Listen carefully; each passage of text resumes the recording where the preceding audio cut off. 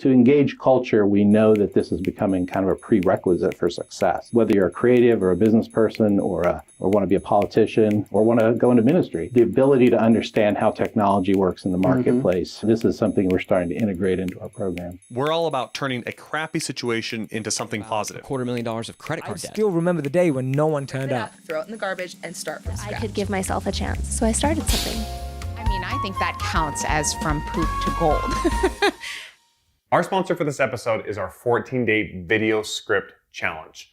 Yes, we are sponsoring our own show. Yes, we are. Welcome back to From Poop to Gold. I'm Benton Crane, your co-host and the CEO of Harmon Brothers.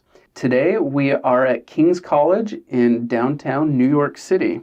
I'm joined here with Mark Hijleh, the Provost of King's College. Welcome to the show, Mark. Thanks, Benton. Really great to be here with you today. Okay, first I want you to tell us about King's College. What is it? What does it stand for? And then we're going to shift gears and talk a little bit about you.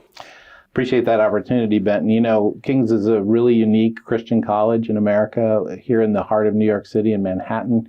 We have as our mission, through our commitment to the truths of Christianity and a biblical worldview, we seek to transform society, but in this particular way, by preparing students for careers in which they can help to shape and eventually to lead strategic institutions. And some institutions are very identifiable, like Goldman Sachs, and some are more abstract, like education or the church.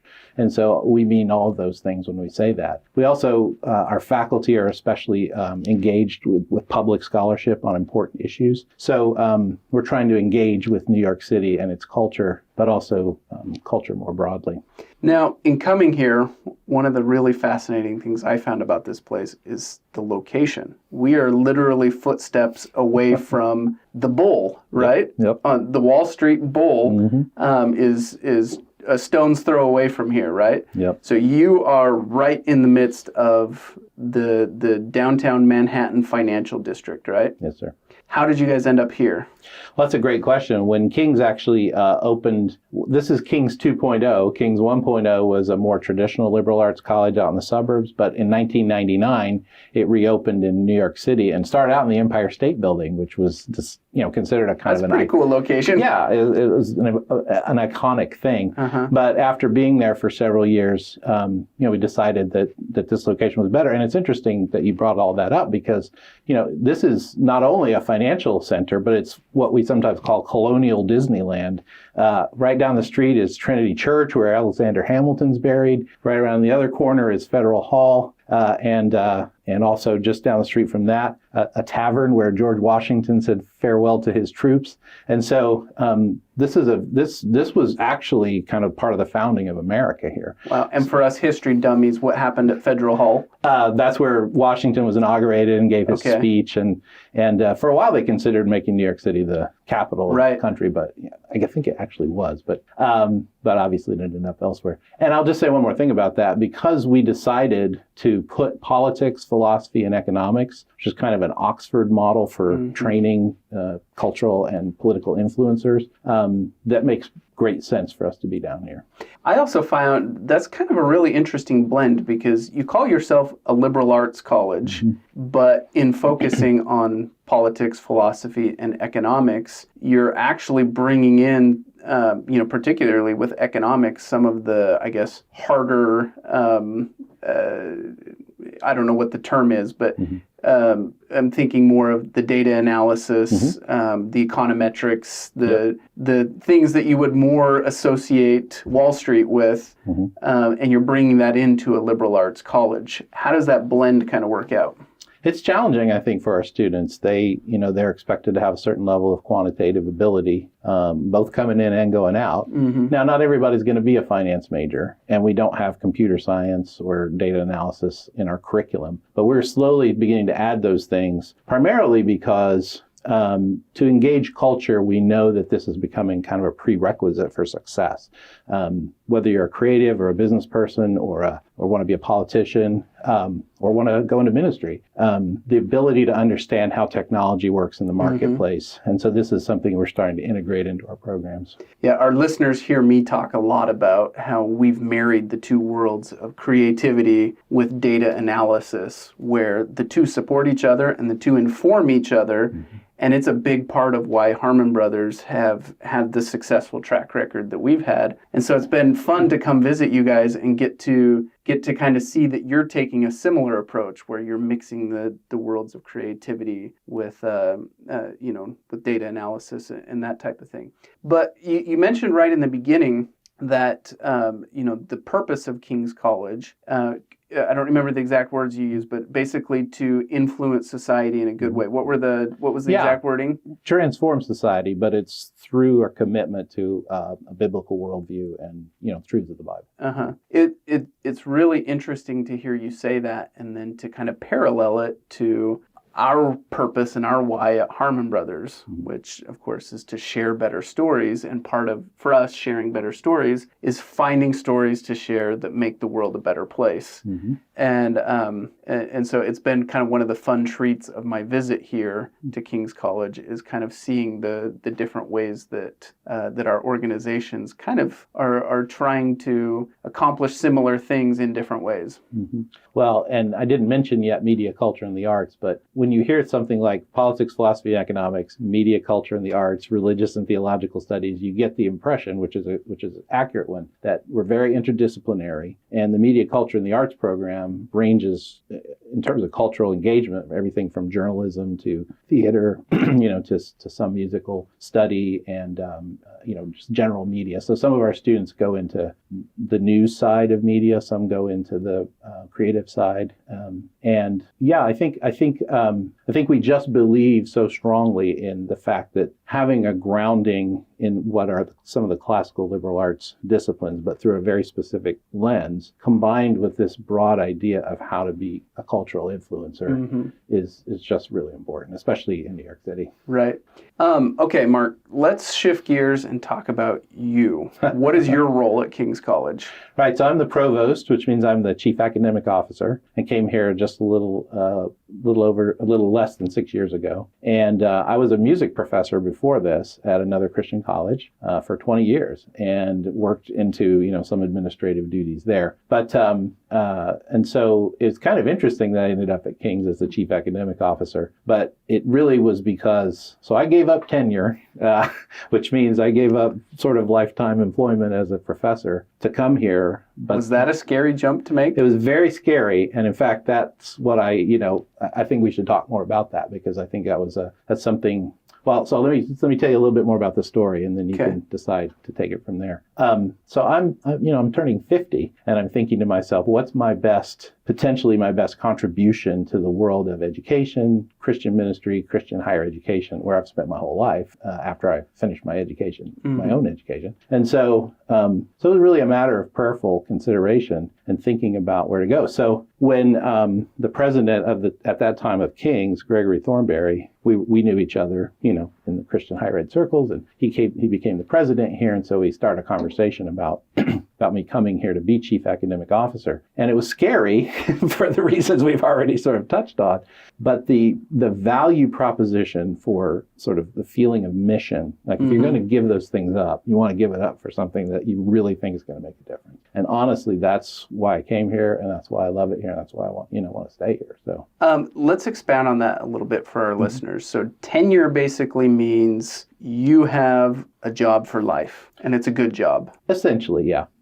Okay, and in giving that up, what does the new world, what does the new life look like? Is it much higher risk? Indeed, I'm just like any other employee of a business now, and so tenure stems from a very long tradition in the academic world that's supposed to allow for faculty to have a kind of a safe and stable place from which to do their work and to deal with controversy. Actually, that's one of the main reasons why there's tenure. So there's some advantages of tenure, but when you move into administration or into leadership, that's not the kind of position it is. It's a responsible position where there have to be outcomes and goals, and so it is very different. Who else did that decision impact besides just you? Oh, my family by a long shot, because my wife was also a professor at that other school, and my children, one of them finished up there, the other one was still in junior high school, and so moved to the city here and goes to public school where we live on Staten Island. So yeah, it was very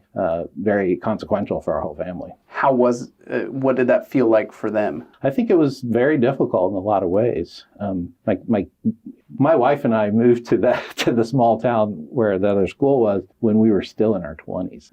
So our entire life had been built up there, and all of our relationships, all of our work, and so to have to move away from that was challenging for all of us. And of course, my kids were born there. They grew up there. They went to school the years they were there. My daughter ended up going to that college. So it was really like uprooting your entire life. Okay, so fast forward to today. How do you feel about the decision? Well, we feel good because we really feel like this was a calling. The same way I think the college feels like it's called to be here in Manhattan. Not every school is called to do that, but we have a particular reason, I think, to be here and a mission. And from my perspective, it's worked out well because I've been able to exercise some of my gifts to do some of the things that are needed. This place is very nimble, requires a lot of entrepreneurial thinking, and it's also This isn't a big school, right? This is a few hundred students, right? Exactly. And it grew to that from a much smaller size when it reopened, but nevertheless, it's challenging on all kinds of fronts. One of which is, economies of scale, for example. But I guess where I was going with that was that's also an advantage size because it means you can be more nimble, you can be more entrepreneurial, we can try things out and, see how they go. And clearly it's continued to attract more and more students because they see the value of being in New York City, of thinking about their education as a very interdisciplinary matter, but also gaining the skills. And I think for my family, it's interesting. My son, he loves New York City. He grew up in a rural area, but now he's going to high school in New York and he loves it. And my wife has been blessed to find all kinds of opportunities to do her work. She's a musician as well. So I think both at the college and in our lives in general, it's turned out to be really well. That's fantastic. Talk to me, from the outside looking in, I don't perceive New York City as a faith-based city, so to speak. Yeah. What's it like being a faith-based organization and a faith-based person, for that matter, in the heart of New York? That's a fascinating story because New York had dwindled down to nearly zero, like fractional percent of evangelical Christians. And to be fair, Timothy Keller and the church the church and the ministry that he's been doing here for decades, and he's just recently retired, but that's really moved the needle. And so we say to people, New York City's gone over the last 20 years from 1% Christian by that standard to 3%. But that's a lot of people. Yeah, that's a big movement. I didn't realize that it's increasing. That's actually news to me. Yeah. And so it is a challenge. It's a challenge to live in a diverse community, right? But it's also, I think there's a lot of energy towards that here. And I think my church, for example, really has as part of its mission the engagement with and service to the city, to stay in the city and really work for the benefit of the city as a way of, demonstrating God's desire for human flourishing. That's fantastic. One of the things that I love about diverse cultures is the openness to, people of all different faiths and all different beliefs and all different backgrounds. Do you feel like the diversity of New York kind of creates an open-mindedness that people have toward your faith? That's a great question. I think it varies widely, but I do think there's something to the kind of live and let live, at least. That's not really openness to your faith, but it's at least a starting place. When you're forced into a city like this, you have to learn to live together with all kinds of people. And one of the things that really impressed me about New York City actually was how orderly it was. And people are may shake their heads when they say that, but really you can't have a functioning city without a certain level of order, right? Because it would just be disaster all the time. And there's crime here and all the rest of it. But in my experience, there's a lot more of people just saying, okay, we're here, we want to be here, we're trying to do our work, we're trying to raise our families, and we're trying to work together. And I don't know if that's just coming from a Christian worldview in my mind, but maybe it's just a blessing I've experienced. So yeah, there's plenty of conflict and there's plenty of challenge about, I have an hour commute every day from Staten Island, which is not that far away from Manhattan. Yep. But it's very orderly. We all get on the bus, we get off the bus, we take our turn, people speak very kindly to one another. So now you're a musician. Mm-hmm. Tell us about the role that music plays in your life and in your career. Yeah. Well, I definitely feel like that's been part of my calling. I was mostly a composer and a conductor, orchestra conductor. I got into teaching, so I did a lot of music theory teaching as well. And a little bit later, I got a little bit more into music history and especially what some would term ethnomusicology. I'm not actually an ethnomusicologist, but I felt at a certain point in my career that I saw an idea that in the 21st century, what it means to be a musician has changed from the, I would say, traditional Western-only classical view of music education. And I think that's a growing recognition, but I felt like I had some perspectives and eventually had some opportunities to try to speak into that. So I wrote a couple of books over the last several years on thinking about music analysis and music history from a more global perspective. And that actually came out of a really interesting experience I had. I was go ahead. Let me make sure I understand what you mean there. So when you say kind of music from a Western perspective, so we're talking basically like Europe and the Americas, and you're saying let's broaden that. Yeah. And let's think about Asia and the Middle East and potentially Africa. Absolutely. Is that the idea is kind of pulling all of that into the thinking about music? I agree. Yeah, absolutely. But it's yet another step beyond that because it's not just about thinking about every possible different kind of musical culture. It's about thinking about music as a universal human activity because there's no culture that doesn't have music and of some kind. And so it's a human trait. Mm-hmm. And what's interesting is to look at how music works and how it's unfolded over history from that perspective. How have they worked out in each culture those universal principles of what it means to be musical? So there's rhythm and there's pitch and all these things. So I think that's a transformative idea that would change how we prepare ourselves to be musicians in a globalized world. But it came from an epiphany I had when I was at a conference at Baylor University 15 years ago, and I was speaking on Western art music, classical music, and I heard the provost of Calvin College at the time, Joel Carpenter, talk about the global church. And it just came down on my head like a ton of bricks. This is, to be a Christian and to be a musician in the 21st century has got to mean something relevant to that. So it's not exactly multiculturalism. I call it transcultural because it's music as a human activity. That's really important to the religious communities and to just society in general. Fascinating.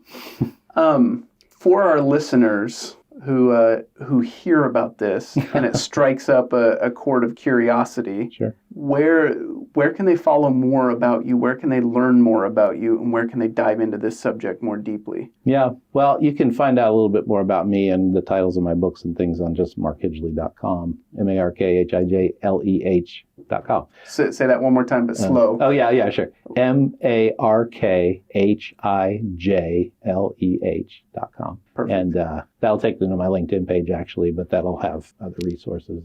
And you can look up my books on Amazon. The College of Music Society has definitely been trying to move in this direction. That's kind of the big music education, collegiate music education organization in the United States, especially.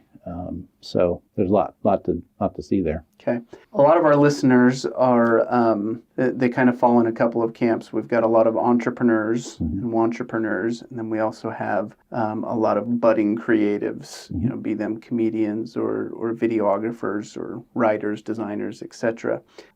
For those audiences, if you had to identify one tip that you would give them on how to find success where they're at and where they're trying to get to the next step, what would that one tip be if you had to be limited to that? Okay, so I'm going to cheat a little bit, but I'm really going to focus on the one tip, which is what you asked about. I want to go back to King's. We have sort of 3 core values that we landed on: truth, integrity, and perseverance. Our students come here and they have to become New Yorkers. It's completely different than it is in many colleges where they're sort of cordoned off, As entrepreneurs and small businesses, we all kind of reach that point where we know we've created something awesome and we want to share it with the world, right? Mm-hmm. And it's that very next step that can oftentimes be really intimidating or really scary, or you just don't know where to go next, right? And the beautiful thing about this 14-day script challenge is you get your hand held from, okay, you have this cool product, now let's go research and find the exact way to present it and message it to the world in a way that resonates and gets people excited and they're ready to swipe their credit card and purchase. And in the 14-day script challenge, you get the opportunity to go through that step by step with our writers who have done it dozens and dozens of times. You actually watch us go through each of the steps ourselves and create it with a real client, a real product, and it's a real campaign that's out there that's been very successful. That's right. And the feedback that we've had on this thing has just been phenomenal. I mean, we get comment after comment and emails flowing in from people all over the world who have just raved about the impact that this has had on their business. People tell us over and over again, it is just a huge value punch for the investment for this 14-day script challenge, and really gave them the tool set they needed to walk through it and make it happen. And we've had dozens of students who have successfully taken the challenge, written their script, launched their ad campaigns, and driven success for their business. It's pretty amazing. For more information, go to hbros.co/script. That's hbros.co/script.